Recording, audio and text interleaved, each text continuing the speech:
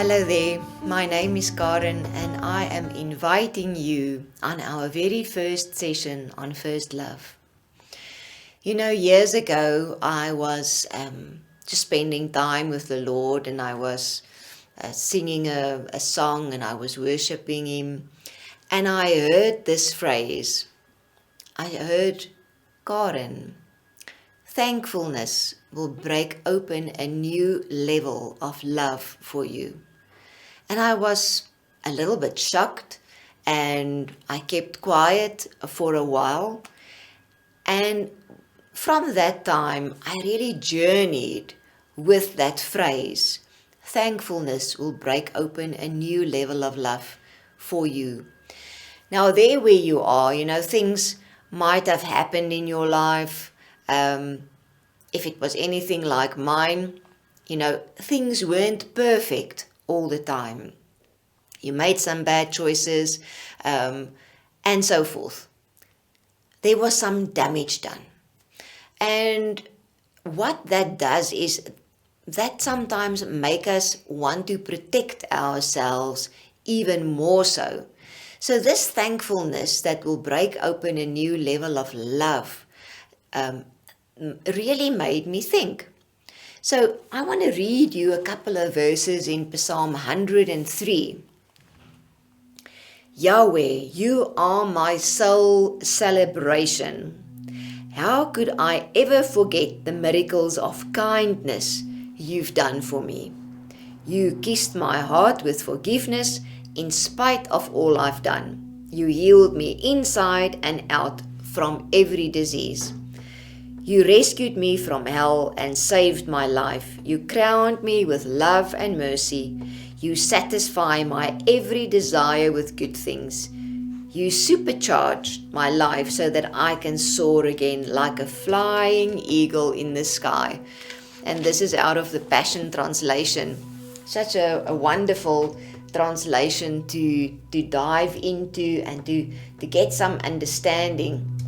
So, coming to relationship with Jesus, we have to understand that we need to be thankful for everything that is done. And we know that in our hearts. But this kind of thankfulness keeps us humble and it keeps us meek, so that we don't rise up in any form of pride or even self-exaltation, thinking it was me that did this, it was me that made the choice. So this thankfulness keeps our hearts the right way around, from heaven to earth and not from earth to heaven. So this aligns our heart in a sense. You know, I spoke about in the identity session of how our hearts and minds get realigned when we start to function in our birth certificate and in our identity documents that we get in a spiritual way. So, Psalm 100 speaks about this even more. So let me just page to there. Psalm 100 also tells us that we come into His presence with thanksgiving. I'm not going to read all of it now. But it comes, we are allowed entrance with thanksgiving. So the very first stepping stone I want to put upon your path of relationship with the Lord is the one of, I need to be thankful. I need to go sit, and I don't want you to go and feel bad about everything that has happened in your life, because you are functioning with a new identity and you are growing in that. But I want you to be thankful that He sought you out, that He asked people to pray for you, that He really made it His work to get you into the kingdom, into alignment. And for that very fact, we can rejoice, we can celebrate, like Psalm 103 tells us. Let's just read that sentence again. You are my soul's celebration, Yahweh. How could I ever forget the miracles of kindness you've done for me? And this kindness is not only His kind heart of compassion towards us, it's every time that He gave you a financial breakthrough. It's every time that He really showed you how much you mean to Him as well. And we take that stepping stones, all that feelings, all that things that accumulated over time, and we start to build on that. We take that and we build on that. I have never felt that God said, Karen, you have thanked me enough now.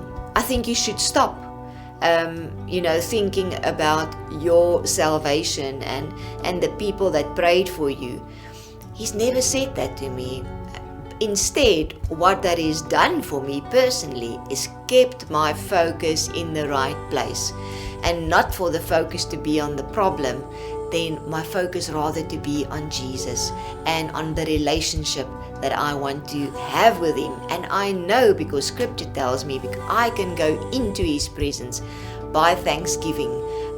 That is something that we need to practice. Okay. This thankfulness is a great key. Sometimes people are saying to me, it feels like I'm standing before a closed door. They are feeling like that because this key of thankfulness is probably not functioning, or it's a little bit rusted, or it just needs a little bit of a clean and a spray. And it fits perfectly in that door, that key holder of the door, and it's possible to open and go into the presence of the Lord. Okay. The other thing that I normally get, people say, I've got nothing to be thankful for. Or, Karen, just look at my life. I am all these things that have happened, and all those reasons why you find you do not want to be thankful, or you don't have anything to be thankful for, are sometimes precisely the reasons that you can be thankful for.